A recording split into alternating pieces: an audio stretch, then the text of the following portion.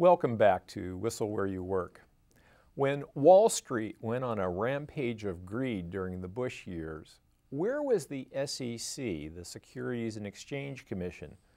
Numerous whistleblowers say they tried to contact the agency only to be ignored or rebuffed.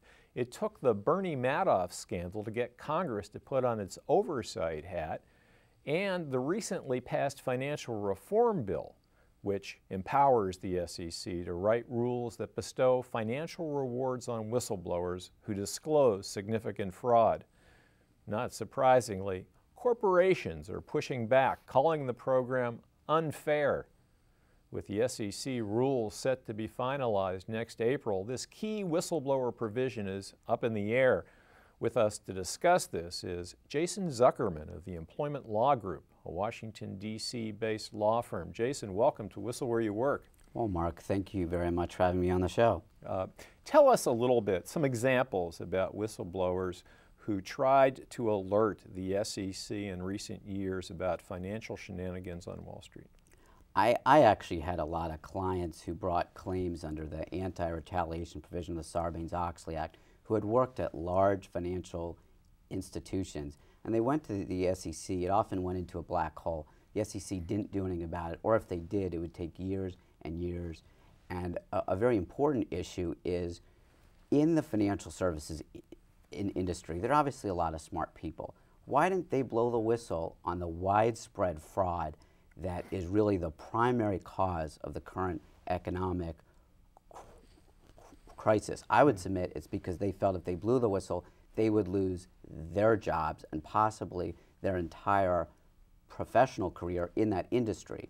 What the new act will do is give people a significant financial incentive to blow the whistle, and it'll also provide robust protection if an employer tries to retaliate against Okay, well, let's talk about this. whistle. Let's talk about the provisions of the bill. How does it provide protection for somebody who wants to speak out about wrongdoing that they see on the job? If an individual blows the whistle, either within the corporation or they go to the SEC, and there's any adverse action, that could obviously be the termination of employment, but could also be a form of harassment. If that happens, they can bring a claim. They can go right into court, and they can get their job back, and they could also get their economic losses, for example, any of the back pay, what they would have earned if not for the employer having retaliated against them. And that's very important. Employees have to feel that they can blow the whistle, they can do the right thing and still keep their job. I want to just point out really quickly that the highly respected auditing firm KPMG about 2 years ago performed a survey.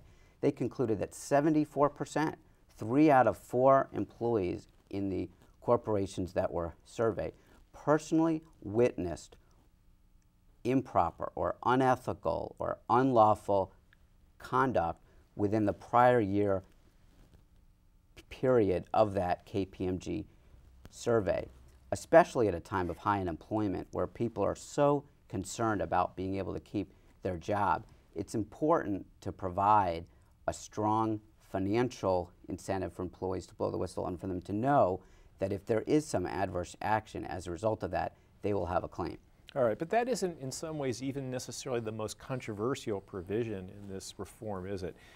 There's what the corporations like to refer to as a bounty hunter provision. Tell me about that.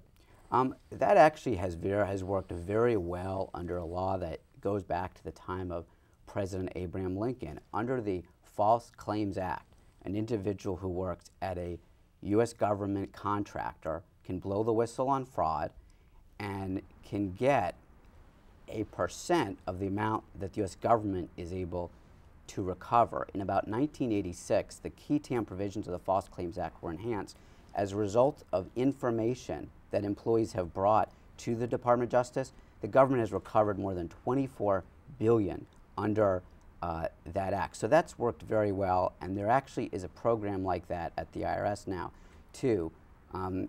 The evidence is just overwhelmingly clear that if you do provide individuals with a significant financial incentive to blow the whistle, it's a lot more likely that the SEC will know about these violations. And it's important that the SEC know about these violations as early as possible so they could promptly halt it if there's an ongoing shareholder fraud or other SEC violation that could harm the public. So how does it work in the SEC context, or how is it proposed to work in the SEC context?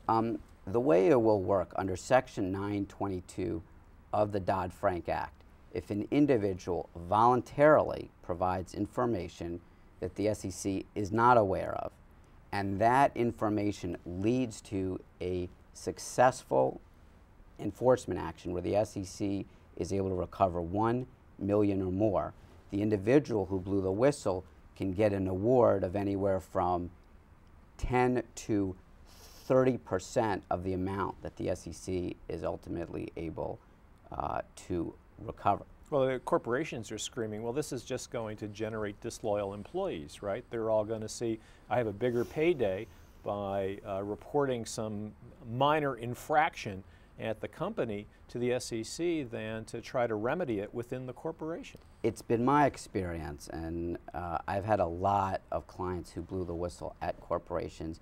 My clients are not eager to have a lawsuit. They're not eager to get a reward. They want to do the right thing, and they want to see their employer do the right thing, and they want to keep their job, and they want to work there long term. I don't know of a lot of individuals who say, I want to blow the whistle. I think it's important for individuals to be able to go to the SEC because those internal compliance programs don't work at every corporation. I've had clients where they blew the whistle inside the corporation, and the response was that the employer either got rid of them, either they were significantly harassed, or the employer didn't do anything about the information. There will always be organizations that do have a good program in place to properly respond to employee complaints and to take appropriate actions. But there are going to be organizations like Enron, where you have the CEO, where you have upper management is at least partially responsible for the unlawful conduct. When you have an organization like that, individuals can blow the whistle all they want. The upper management is not going to do anything about it. So where you have organizations that don't have the right kind of program in place, like an organizational ombuds, those actually work very well. It's important individuals can go directly to the SEC. And I would just point out one more thing. If those programs did work well, I don't think we would have our current economic crisis. That is, those programs would have been aware of those concerns and would have handled them in an appropriate manner. If employers are concerned that employees will go to the SEC and not to the employer, then they now have an obvious, then the obvious impact of this law is that employers will put the right kinds of programs in place where employees will believe that they can go to that program and their concern will be adequately dealt with and they will keep their job. Okay, so let's say that I'm a loyal employee at a corporation. I don't want to hurt my company. I just want to fix a problem.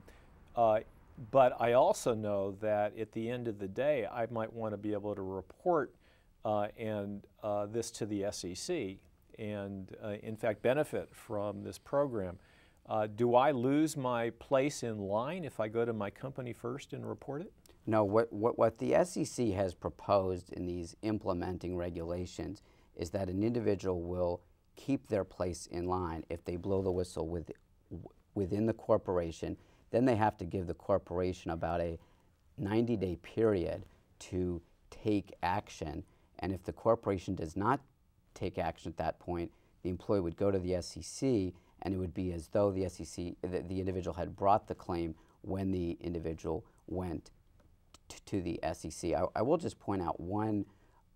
Went to the corporation. Yeah, went as though the individual had gone to the SEC at the time the individual went to the internal compliance program. Right. I will point out, unlike the key TAM provision of the False Claims Act, if the SEC does not act on the information that is provided by an individual who blows the whistle, that's the end of the line. One of the aspects of the False Claims Act that have worked and why the government has been able to get more than $24 billion as a result of the key TAM provision of the False Claims Act, is that if the U.S. government does not intervene, if they do not take action to go after the U.S. government contractor involved in the fraud, the individual can pursue that action on behalf of the U.S. government. That won't be an option here. All right. Well, the rules are being written as we speak at the SEC for how this program is actually going to be implemented.